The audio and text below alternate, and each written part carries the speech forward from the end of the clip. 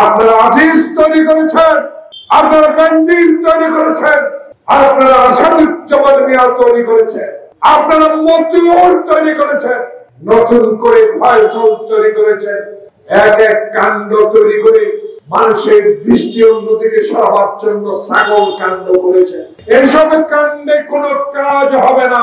বাংলাদেশের মানুষ শহীদ জিয়ার দল তারেক রহমানের নেতৃত্বে আজ অত্যন্ত সুদৃঢ় অবস্থায়, কারণ হাজার লক্ষ মামলা দিয়েও একদিনের জন্য হলেও কোন কর্মীকে রাজপথ থেকে বিতাড়িত করতে পারেন নাই পুলিশের গুলি লাঠি পিটা ছাড়া। পুলিশ ছাড়া শান্ত আওয়ামী লীগ ১.৫ কিলোমিটার দূরে আওয়ামী লীগ অফিস, আমরা এই কজন দাঁড়িয়ে আছি, বুকে আপনাদের সাহস নাই।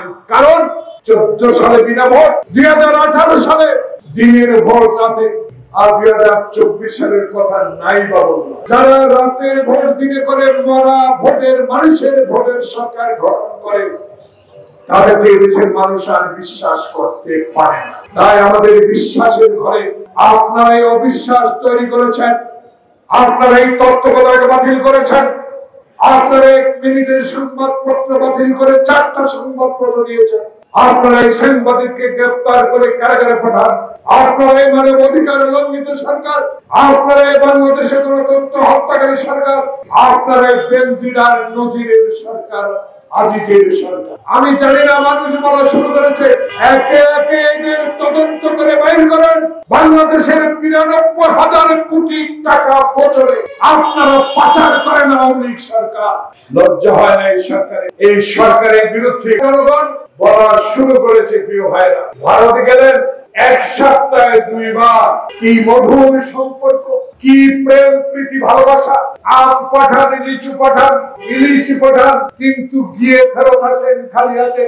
আমার পানির ন্যায্য হিসাবটা আনতে পারেন না, বরঞ্চ নতুন চুক্তি করে আমার বুকের উপরে দিয়ে রেল লাইন নির্মাণের সমঝোতা চুক্তি আপনি স্বাক্ষর করেন। আওয়ামী লীগের সাধারণ সম্পাদক সেতু মন্ত্রীর দলে ব্যথা আছে, এক একদিন এক একটা নতুন কথা আবিষ্কার করেন। আবার আবিষ্কার করলেন, আজকে পত্রিকায় দেখলাম মমতার জন্য নাকি আমরা তিস্তার পানির শেয়ার পাচ্ছি। এত মন্দ আমাদের, এই মন্দের পিছনে আওয়ামী লীগ, এই কপাল খারাপের পিছনে আওয়ামী লীগ, যারা ২৫ বছর গোলামী চুক্তি স্বাক্ষর করে বাংলাদেশের স্বাধীনতার প্রতি অসম্মান দেখিয়েছিল। আমার নতুন করে আবার সমঝোতার স্বাক্ষরের নামে বাংলাদেশের স্বাধীনতা সার্বভৌমত্ব আজকে খর্ব করার পথে আপনারা আমাদের কাছে সাহেব আরেকজন উপরে দোষারোপ করে বাংলাদেশের সার্বভৌমত্বের প্রতি আপনাদের যে অবজ্ঞা জনগণ বলা শুরু করেছে, তারই আরেকবার প্রমাণিত হলো আপনার কথা। হিন্দুস্তান সরকার তার আঞ্চলিক সরকারকে কি বলবে, কি করবে, কে চিঠি দিবে, এটা আমার বিষয় না।